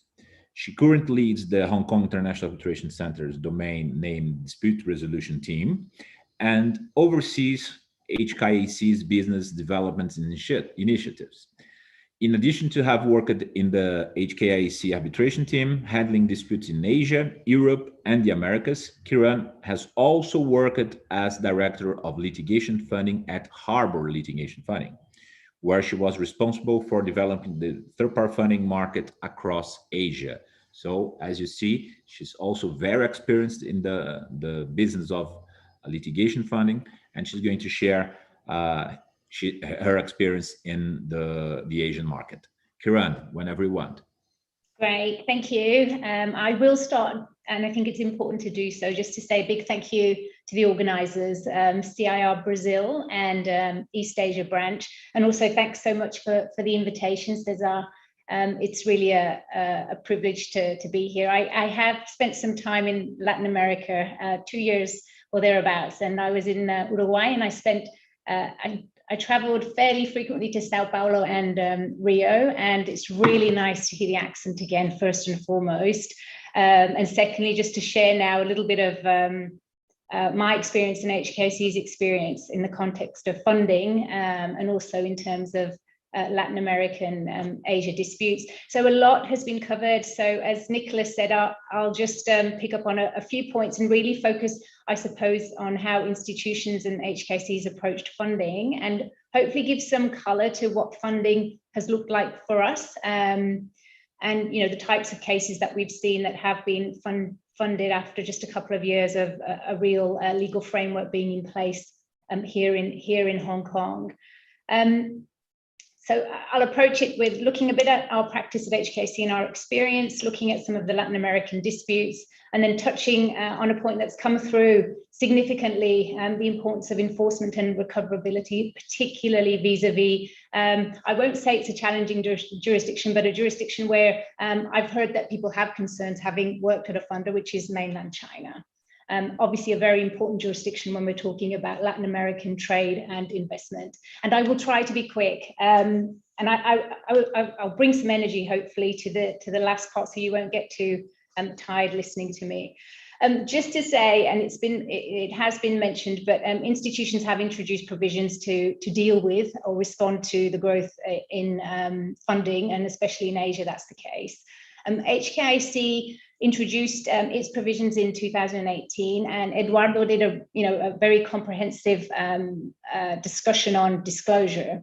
That's one of the key areas, I think, where users need to be aware of what institutions are saying and what local laws are saying with respect to that. So at HKIC, I would say there were 3 parts in our administered arbitration rules where funding is important and raised. So number 1, disclosure. And our approach, I'm glad, Eduardo, I think you'll agree with it based on what you were saying, is to ask funded parties to disclose that there is the existence of a funding agreement and also the identity of the funder, but we don't ask for the terms of the funding arrangement to be disclosed. And that mirrors very much the legislation here in Hong Kong. Not all cases are seated here, but the majority are. So we've mirrored the provisions there. It's also important to inform us if there are any changes to the identity of the funder or the fact that there is a funding arrangement. When do you do this? So upon the commencement of the arbitration, in the notice of arbitration, and also if you're the respondent or a party that's joining the proceedings, then obviously in the answer or any documents with respect to joinder, it should be made clear there. If funding is made available to you after the commencement of the arbitration or after you've started your involvement, then you also do need to let the institution know. We haven't put a strict timeline on that, namely to reflect the fact that the rules can be applied in a number of different seats. In Hong Kong, it's 15 days, but we've left that as the language as soon as practicable. So the key is for users disclose identity and the fact that there's a funding arrangement. Just keep that in mind. The other 2 provisions, confidentiality, effectively what we've done is just expand or expand the exceptions. So now parties are free to communicate with funders for the purpose of obtaining funding, because we have very narrow, obviously, confidentiality obligations in the rules and here at this, under the Hong Kong Arbitration Ordinance. And then costs, just to make clear that an arbitral tribunal can take into account any funding arrangement. It doesn't mean they have to, it's just one of the factors that they can take into account. Again, there was a case in the UK, the SR case, where the arbitral tribunal did order the respondent to pay the amount that was payable to the funder. So I think it's rare, but our rules just allow for that where appropriate. So what are we seeing? So we've got, I think people need to keep in mind that it's fairly new in Hong Kong. The full regime came into place in February 2019. And we've been requiring disclosure in cases that have been filed since November 2018. So it's fairly recent. And I suppose it's also important to note that in cases that we administer that aren't our administered arbitration rules, for example, the UNCITRAL rules, there's no obligation yet. So I say all that when I give you the figure of the number of cases. So we've had disclosed funding arrangements disclosed in 6 of our cases so far. And there were not many at the beginning, but over the last 6 to 12 months, that's when we've had the majority of the 6. That's not too surprising. Where are our funded parties coming from? So Hong Kong, unsurprisingly. BVI, often there's a China connection there, but the entities in British Virgin Islands, Canada, and the Cayman Islands. And in terms of the non-funding or the opposing parties, that's included entities from the UK, Hong Kong, and mainland China.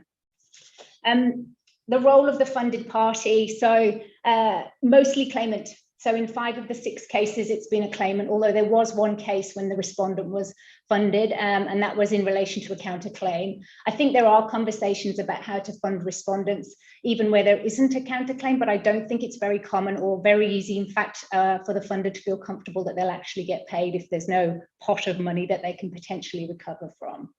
The value of the claims, I think this has come through many of our speakers, that the value has been high. Professional funders, as has been discussed, they have financial aspects to consider, and in order to make it worthwhile, often those amounts in dispute are high. So at HKIC, the total value of the cases, which I'm referring to 5 of the 6 because the 6th isn't yet quantified, is at $1.2 billion US. And the highest value in one of the cases was 717 million. And the lowest was 5.25 million, but that is low because the other 4 were all over 40 million and most of them over 200 million. So these are big disputes. In terms of when disclosure is happening, for most of our cases, it's been when the notice of arbitration has been filed. So I think users are benefiting from getting a funder involved early. And for all those reasons we've heard about in terms of getting an extra pair of eyes that Camilla mentioned. Sometimes having worked at a funder, sometimes it can give parties the real sort of wake-up call as to whether it's worth pursuing their dispute at all. So I think we've seen that users are engaging with funders early, although they don't have to, which is one of the cases that we had. We were informed at quite a late stage that there was a funding arrangement in place. The seat, Hong Kong and London, England, are the seats in the cases that I mentioned. Not entirely surprising. I also think that funders like, Camilla, feel free to nod or shake your head, but prefer reliable seats. You want a non-interventionist court, you want a piece of legislation that is modern and pro-arbitration and that's applied as it should be. And Hong Kong is certainly that, as is London. So that makes a funder feel comfortable and safe, that there'll be no surprises. I think location of the advisors, London, Hong Kong, Canada, and the funders, London, Australia, and actually we've had one case, to Nicholas's point, of a fairly new funder, Hong Kong based. So we have seen that, but the majority are the well-known ones, and that we've talked about today. Outcomes, so let's see if the funders have been making the right choice with the HKIC cases that they've been funding. So only 3 of the 6 that I mentioned have been concluded, but out of the 3, in 2 of the cases, the funded party was successful, which is good news for the funder, of course, as well as the funded party. Only one of them, therefore, was not successful. What sorts of cases? A fair variety, and I don't think funding is really limited to any type of dispute, as long as the value is high and the other criteria in terms of recoverability are met. But what we've seen are disputes in the professional services sector, corporate disputes, intellectual property, so misappropriation of technology in the smartphone industry. We've seen commercial matters, sale of goods, but again, on quite a large scale. So sale of commodities, oil and gas, so that type of level, but a whole variety. It doesn't seem to be exclusive to just a certain sector. So that will give you a little bit of a flavor of what we've seen at HKIC. I think we'll be seeing more and more. That seems to be the trend. You know, and it has been good to see the evolution of funding in Asia and to have been a part of it a little bit. But I know there are a couple of funders, and Nicholas is right to say shop around. But I think on the whole, because in Asia it's quite a nascent industry, I think funders do, or at least they did, and I think they still do, sort of do rally together to make sure people know what funding is and they're aware of how it works and how it operates, which is so important when you've got common law and civil law jurisdictions who are not very familiar with the process. So it's a developing industry in Asia, and I think it'll be a big one. Just touching a little bit, if I can, on Latin America. So we heard cases from Singapore. I think we all know that that's a growing area. HKIC, in terms of the number of cases, we've had about 30 in recent years, and they've involved Argentina, Brazil, Costa Rica, Ecuador, Guatemala, Honduras, Mexico, Panama, Peru, so the whole spectrum. And the amounts in dispute have varied. There have been some tiny ones, $50,000 US, up to about 65 million is one of the highest value cases. And they've involved Asian counterparties, as you would expect, from mainland China, but also Singapore, South Korea, and Hong Kong. So there's a fair spread there, but clearly mainland China has an important role to play in terms of business with Latin America. And I suppose, what can we anticipate? I think with the onset, although it's been a number of years already, but the Belt and Road Initiative, which it started Southeast Asia, Middle East, Africa, Europe, has extended to Latin America, although there's been outbound Chinese investment in Latin America well before the Belt and Road Initiative in 2013. But what does it mean? I think what we're looking at are really the types of cases that could be funded. These massive infrastructure projects that have a number of different parties. There are a number of different spin-off contracting arrangements and disputes that can arise. Financing sector, construction, corporate, and you know, there's a heap of political risk there, very different jurisdictions and legal experiences. And I think disputes do arise, and they will continue to do so, especially with China not looking to hold back on the amount of investment in mining, transport, utilities across the continent. So I think we will see continued investment, which is good, but with that disputes. And I think they're the kind of disputes that are of the size and scale that would be worth funding. What I will just do in the last few minutes is just touch on the recoverability and point, which is fundamental. You won't get your case funded unless you can show that there's some real prospects of recovering some money. As Camilla put it, the pot of gold at the end of probably not such a pleasant rainbow, but all the same. And so I think if we're talking about Asia, Latin America disputes on just what I was talking about there, a lot of them will have a Chinese element. And I think that funders, if it's potentially the opposing parties, the mainland Chinese party, then I think a funder will really want to know how to recover. And if they can recover in other jurisdictions, safe jurisdictions, then that's great. But if there's a Chinese element and assets are in mainland China, then I think there's probably two tools that people need to be aware of. And the first is a fairly recent one, but it's really around preventing asset dissipation, preserving evidence and preserving conduct in mainland China. So there's an interim measures arrangement that was entered into in October 2019. And it's something that's pretty new and groundbreaking, because for those that don't know, in order to seek interim relief from mainland courts, traditionally, you would have to seek your arbitration in mainland China to do so, save for certain maritime cases, certain narrow exceptions. So what this arrangement does, and it was entered into between Hong Kong and the Supreme People's Court in mainland China in October 2019, is for the first time, it allows an arbitration to be seated outside of mainland China in Hong Kong, and for the parties to go to mainland courts to seek interim relief for the preservation of assets, conduct, and evidence.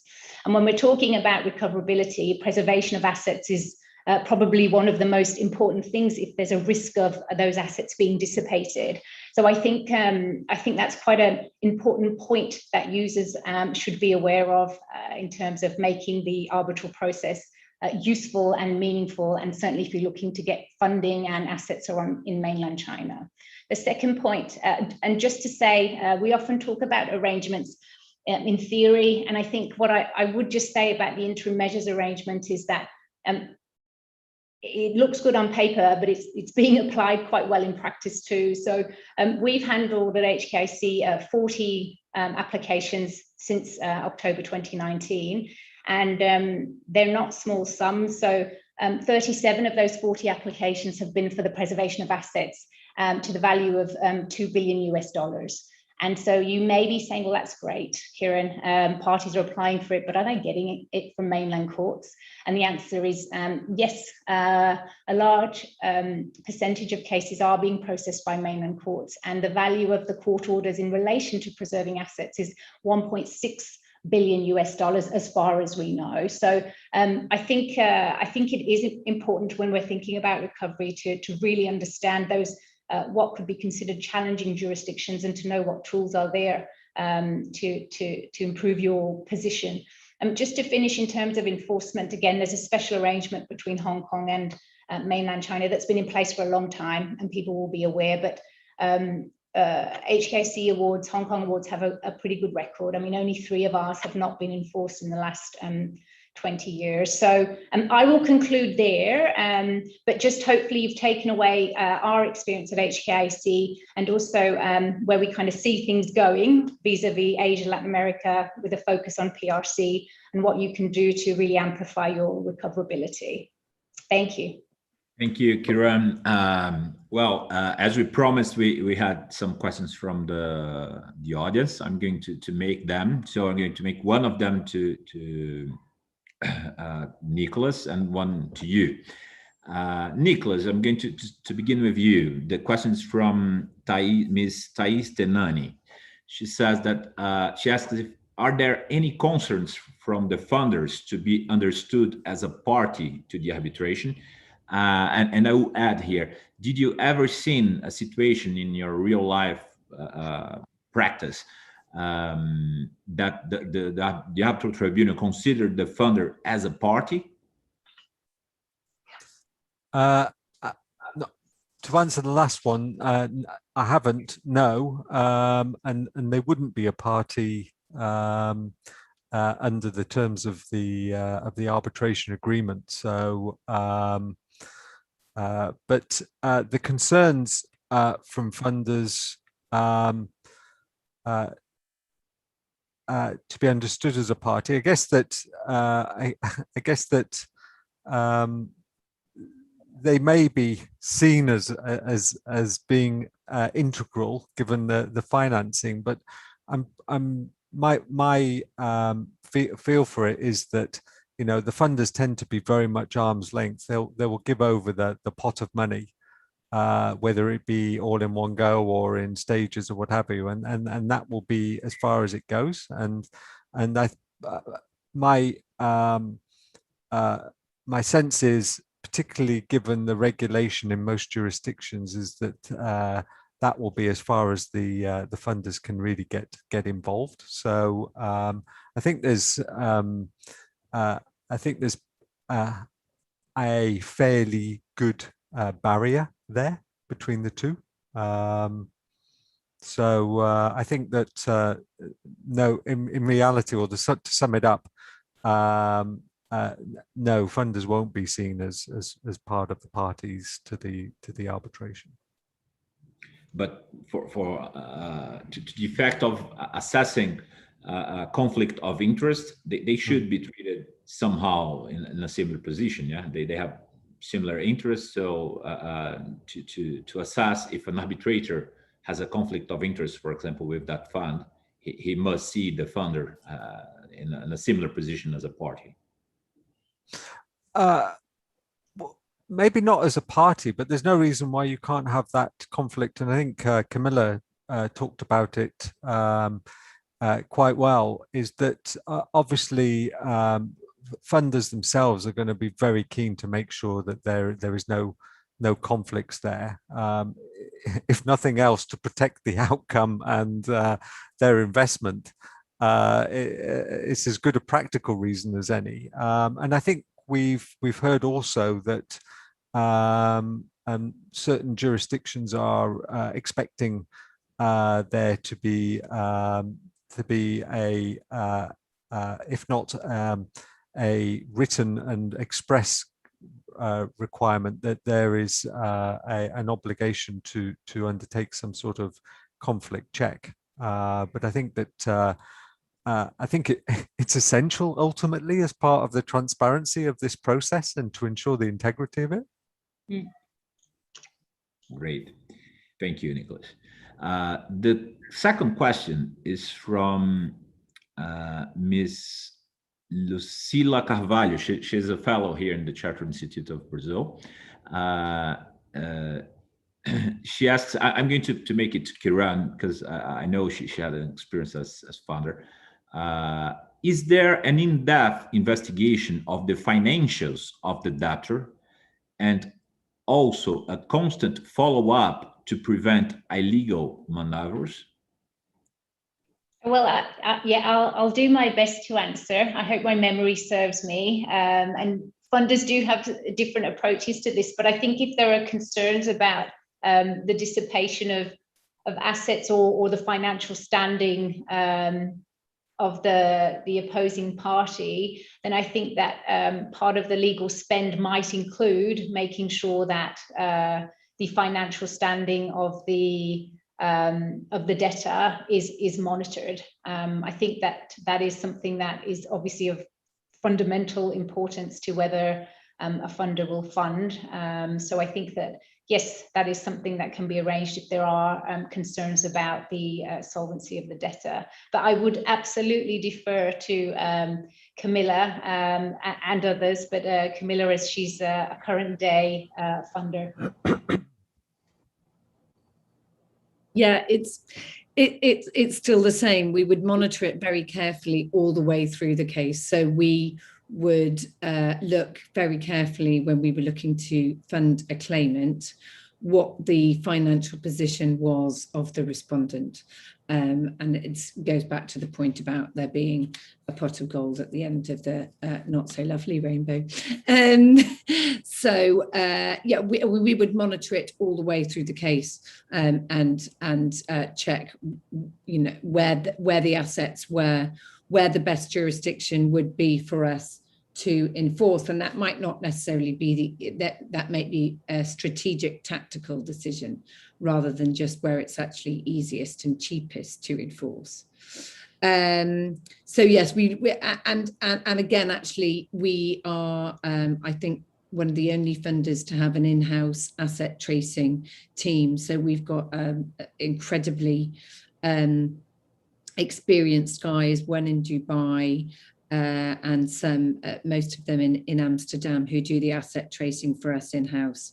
So we're really able to keep in touch with that. That's a real strength for the claimant. Great. If I may I just also reply to the security for costs a point as well that came up earlier. And we were talking about the adverse costs. We will also submit to the jurisdiction of the tribunal for the purposes of costs, and put up an undertaking to provide security for costs. And in every case that we have done so, that has been accepted, because again, we think that's important for the integrity of the process, but also we don't want to prejudice the defendant. And so it's all that point about a level playing field again. So yeah, I think that was also came up as a question from in relation to the rights and obligations of a funder in the arbitration, because I think Nicholas was quite right that I don't think there's any case where a funder would be seen as a party in any sense. That's great. That's great. Well, Napoleon, can I just ask a follow-up question to Camila? Yeah, very quick. Camila, you mentioned monitoring throughout the case, but what happens if you see something that is a new concern regarding the recoverability? What steps can a funder, and I ask also Kiran and Erica from their experience if they want to add anything. What steps can a funder take in that situation? For instance, would a funder recommend the party to apply for some type of protection of assets, as Kiran mentioned, this type of interim measure? What type of interference, in a way, could a funder have at that stage if you see anything that's a new concern in that monitoring? I am not involved with the enforcement and asset tracing team, so I don't know all the strategies that they do in terms of, there would certainly be a discussion with the client where we would say our initial assessment of where we thought we could recover and where we thought we could enforce, that it now looks like there is a risk. And yeah, we would possibly take local advice to see what we would need to do to get some security around that risk. Thank you. I can just add really quickly that there are a number of tools in place that can assist with the asset tracing endeavors. And I know that there are extremely immense capabilities on the Omni Bridgeway side in that vein. And especially, you also have counsel that are involved. We've been involved in a number of those endeavors. One thing that I will mention, and we can always discuss this at another time, but if a transaction is a dollar-based transaction, there are ways to follow that money, and you could find money in various ways. These people are very, very clever, and so you need to also be very clever. Where there's a will, there's a way, but it's always follow the money. Napoleon, I have a quick question. Can I just make it? Yeah, sure. Okay, I'd like to hear Erica's opinion. And how far do you think, Erica, the disclosure should be if you consider that funders have investors interested in themselves? So how far up the chain of control of a funder should the institution or the tribunal go in order to make sure that there is no conflict of interest? Thank you for the question, and that's a challenging one. One I might not have the answer for exactly. What I will do is put back another point to say, as the market continues to develop and get more complicated, these questions will be more complicated because we are now seeing syndication of investments. So it's not just the investors within the funders, but then there's the second offerings, third offerings, the syndications of the primary investments.